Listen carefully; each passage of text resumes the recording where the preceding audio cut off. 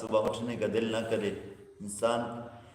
اپنے نرم و نازک گرم بستر میں لیٹا ہو اور پھر اللہ کی طرف سے پیغام آ جائے، حی علی الصلاۃ، آ جاؤ نماز کی طرف، الصلاۃ خیر من النوم، نماز تو نیند سے بہتر ہے۔ پھر اللہ کے یہ پیغام سن کر اس کا بندہ اٹھتا ہے، وضو کرتا ہے، پانی کے اندر ہاتھ ڈالنے کا دل نہیں کرتا، ٹھنڈا پانی ہے لیکن اللہ کی محبت کو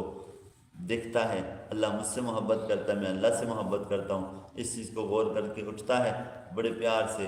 وضو کرتا ہے، وضو کر کے اللہ کی بارگاہ میں جھکتا ہے، اللہ کی بارگاہ میں جھک کر اللہ کی بارگاہ میں سجدہ ریز ہو کر کہتا ہے، سبحان ربی الاعلیٰ، اے مالک، اے میرے پالنے والے، اے میرے اللہ، میں گناہ گار تھا، میں خطا کار تھا، میں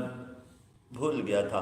بھٹک گیا تھا، مالک تو کریم تھا نا، تو رحیم تھا، دیکھ میں تیرے کرم سے، تیری ہی عطا سے، تیرے ہی فضل سے، تیری ہی دی ہوئی طاقت سے مالک ایک مرتبہ پھر اپنا سجدہ کرنے کے لیے ماتھا جھکا دیا، مالک اب تیری رحمت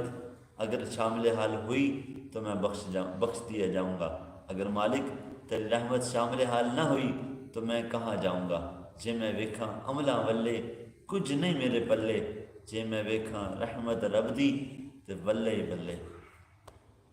بس اللہ پاک کی بارگاہ میں جھکنا ہمارا کام ہے۔ اور کئی ایسے ہوتے ہیں، کئی ہم دیکھتے نہیں ہیں کہ اللہ کے ولیوں نے 40 سال رات عشاء کے وضو سے فجر کی نماز ادا کی، کئی ولیوں کا ہم نے سنا ہے ساری رات بیٹھ کر قرآن پڑھتے اور صبح پورا ایک مکمل قرآن کر لیتے، لیکن ہم کہاں ایسے، ہم تو بس اللہ پاک فرماتے ہیں کہ کیا ہم ایسے ہیں کہ افحسبتم انما خلقناکم عبثا وانکم الینا لا ترجعون، کیا اے لوگو تم یہ گمان کرتے ہو، یہ سوچتے ہو کہ تمہیں بیکار بنا دیا، تمہیں دوبارہ اللہ کی بارگاہ میں لوٹنا نہیں ہے؟ ارے بندو تمہیں بیکار نہیں بنایا، اللہ تو فرماتا ہے کہ ہم نے کسی چیز کو بیکار نہیں بنایا، ہمیں ہر چیز کو ایک مقصد کے تحت ایک لیمیٹڈ ٹائم کے لیے ان کو بنایا ہے، اور پھر لیمیٹڈ ٹائم کیا ہے اور پھر کس لیے بنایا ہے اور ہمیں بنانے کا مقصد کیا تھا۔ اللہ فرماتا ہے کہ میں نے اس لیے تمہیں بنایا ہے، وما خلقت الجن والانس الا لیعبدون، اللہ فرماتا ہے کہ میں نے تمہیں اس لیے بنایا تھا کہ تم میری عبادت کرو، فقط اپنی عبادت کے لیے میں نے بندوں کو اور انسانوں اور جنوں کو بنایا تھا۔ اور پھر اللہ نے یہ دیکھیں، الذی خلق الموت والحیات لیبلوکم ایکم احسن عملا، اللہ فرماتا ہے کہ میں نے موت کو اور حیات کو، موت کو اور زندگی کو اس لیے پیدا کیا ہے، لیبلوکم، تاکہ تمہیں آزمائے، تمہیں آزمائش میں ڈال کر تمہارا امتحان لے، ایکم احسن عملا، کون تم میں سے اچھے عمل لے کر آتا ہے۔ ہم کہتے ہیں شاید ہم نے کلمہ پڑھ لیا بس بات ختم، اب تو بخشے گئے، ہاں بخشے جائیں گے، کلمہ پڑھ لے، کلمہ پڑھنا اچھی بات ہے، بڑی سعادت کی بات ہے، لیکن ایکم احسن عملا یہ بھی تو ضروری ہے نا۔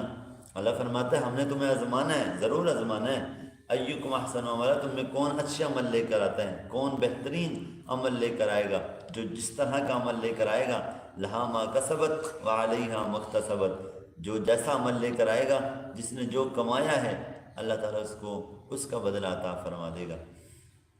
اور پھر اللہ پاک کیسا بدلہ عطا فرماتا ہے، اگر بندہ جھک جائے نا، معافی طلب کر لے اللہ کی بارگاہ میں، اللہ پاک میں تو